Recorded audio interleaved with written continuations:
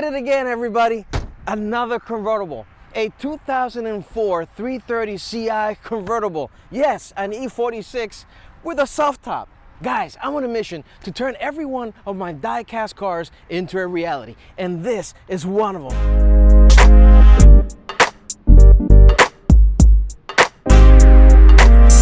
Now, I'll be honest with you guys, I was really looking for a BMW M3, the E46 M3 version of this, and I did find one, but eventually made a deal with the guy, and let's just say he wanted to go for one last ride, and it didn't go so well for him. So eventually I did find this. I'm still searching for an E46 M3, but I did find this 330 Ci, and it is a beautiful machine. This is just so close to the M3, you might as well get this and save tons of money on your insurance coverage. Come on in, guys. Let me show you around this beautiful machine.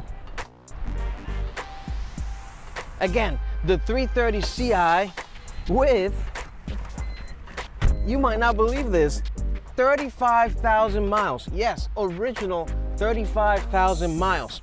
It is a gem and a beautiful, beautiful thing to drive. Now let me show you the engine. 225 horsepower, 3-liter inline 6. Look at this, classical BMW with the engine tilted to the side.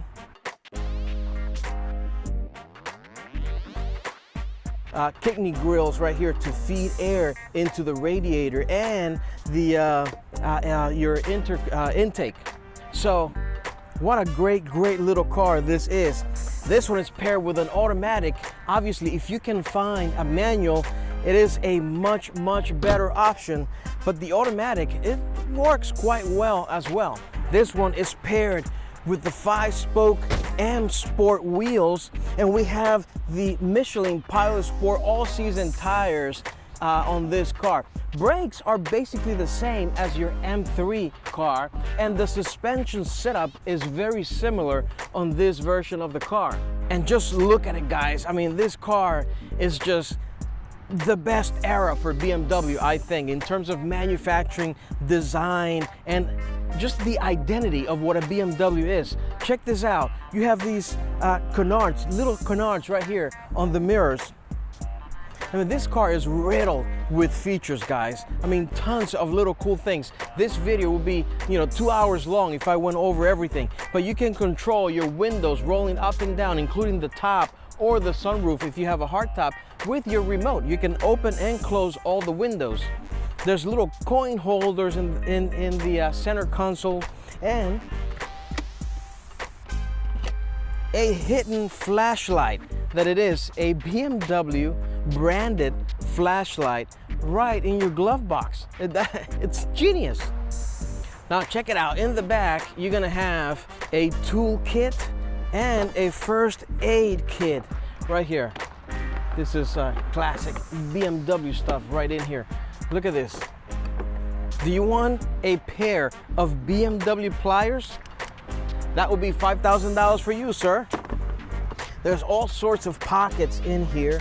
I don't know what they're for. There's one here, there's one here. It seems like you can attach something here. If somebody knows, put it in the comments below. I don't know what they do, but they're there.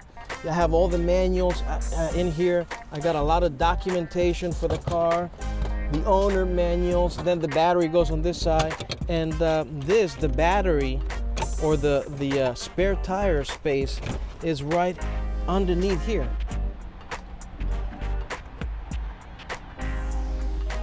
Now, let's take it for a drive.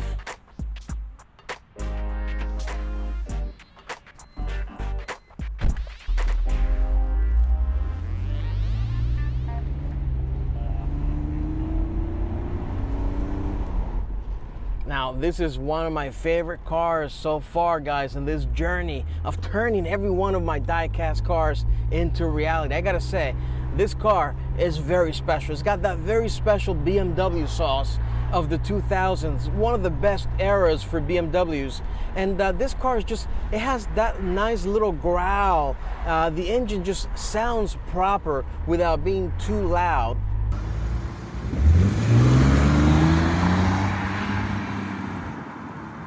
When you want it to be comfortable, it is. And when you want it to be sporty, it is. If you blindfolded me and you put me in here, I would be hard pressed to say that this is not a hardtop car. The chassis is very, very well made. Let's put the windows up a little bit to keep the air at bay. Visibility is great on these cars, guys. I mean, you can look at the door sill compared to my shoulders. It's so much lower, which gives you this sense of openness. Now the hood, you can even see where the hood ends. You can even see the hood. You just see the road. You know exactly that your tires are right there. You have great visibility all around. And you know, the manners of the car are great. Very composed, very stable. Braking is very consistent. The engine output is very consistent, as it is typical with BMWs. So these are just great, great cars. I can see why these are going up in value so much. While everybody wants a BMW E46 M3, well, guess what? Not everybody can have one. Especially if you're younger, the insurance is going to be very, very costly for a younger person to own one of these. But at 330, you know, you can very easily supercharge these cars and match the power output of an M3 and have very, very similar driving characteristics to an M3. Now, if you must have the flare fenders, the quarters, and the bumper, and all these different things, well, you know, you can get some of it and kind of brand your car as an M car, except for the quarters in the back. You have to do some body work for that. But, you know, overall, this car is basically, you know, 80% of what the M3 is. And to be quite honest with you, I wish I could keep it long term. If it only was a manual,